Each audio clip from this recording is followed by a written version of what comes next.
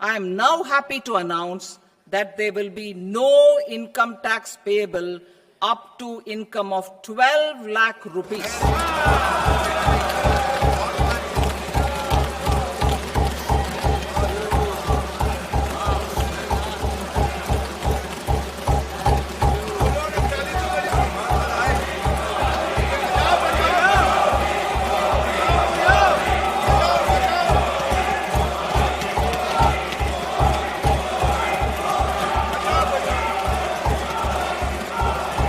Batteries. Investment as the third engine. Now I move to investment as the third engine, which encompasses investing in people, investing in the economy, and investing in innovation. Investing in people. Saksham Anganwadi and Poshan 2.0. Saksham Anganwadi and Poshan 2.0 program provides nutritional support to more than 8 crore children, 1 crore pregnant women and lactating mothers all over the country, and about 20 lakh adolescent girls in aspirational districts and the Northeast region. The cost norms for these nutritional support will be enhanced appropriately. Atal Tinkering Labs. 50,000 Atal Tinkering Labs will be set up in government schools in the next 5 years to cultivate the spirit of curiosity and innovation and foster a scientific temper among young minds. Broadband connectivity to government secondary schools and PHCs. Broadband connectivity will be provided to all government secondary schools and primary health centers in rural areas under the BharatNet project. Bharatiya Bhasha Pustak Scheme. We propose to implement a Bharatiya Bhasha Pustak scheme to provide digital form Indian language books for schools and for higher education. This aims to help students understand their subjects better and in their language. National Centers of Excellence for Skilling. Building on the initiative announced in the July 24 budget, 5 national centers of excellence for skilling will be set up with global expertise and partnerships to equip our youth with the skills required for Make for India, Make for the World manufacturing. The partnership will cover curriculum design, training of trainers, and a skills certification framework and periodic reviews. Expansion of capacity in IITs. Total number of students in 23 IITs has increased 100% from 65,000 to 1.35 lakh in the past 10 years.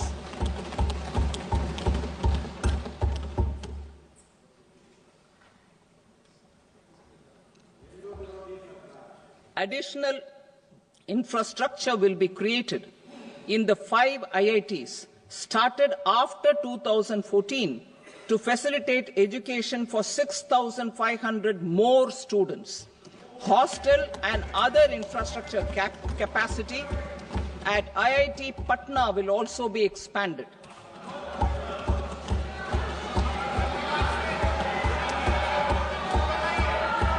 Center of Excellence.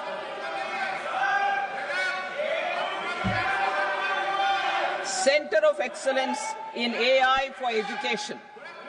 I had announced 3 centers of excellence in artificial intelligence for agriculture, health, and sustainable cities in 2023. Now a center of excellence in artificial intelligence for education will be set up with a total outlay of 500 crores. Expansion of medical education. Our government has added almost 1.1 lakh undergraduate and postgraduate medical education seats in 10 years, an increase of 130%. In the next year, 10,000 additional seats will be added in medical colleges and hospitals towards the goal of adding 75,000 seats in the next 5 years. daycare cancer centers in all district hospitals. Our government will facilitate setting up of daycare cancer centers in all district hospitals in the next 3 years. 200 centers will be established in 25-26 itself. Strengthening urban livelihoods. Our government has been giving priority to assisting urban poor and vulnerable groups. A scheme for socio-economic upliftment of urban workers will be implemented to help them improve their incomes, have sustainable livelihoods, and a better quality of life. PM Swanidhi scheme has benefited more than 68 lakh street vendors, giving them respite from high-interest informal sector loans. Building on this success, the scheme will be revamped with enhanced loans from banks, UPI-linked credit cards with 30,000 rupees limit, and capacity building support. Social Security Scheme for welfare of online platform workers. Gig workers of online platforms provide great dynamism to the new age services economy. Recognizing their contribution, our government will arrange for their identity cards and registration on the e-Shram portal. They will be provided healthcare under PM Jan Arogya Yojana. This measure is likely to assist nearly 1 crore gig workers.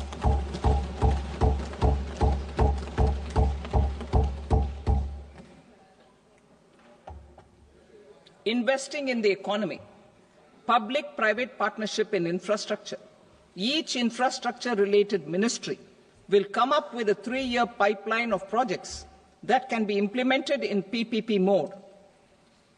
States will also be encouraged to do so and can seek support from the India Infrastructure Project Development Fund, which is a scheme to prepare PPP proposals. Support to states for infrastructure. An outlay of 1.5 lakh crore is proposed for the 50-year interest-free loans to states for capital expenditure and incentives for reforms.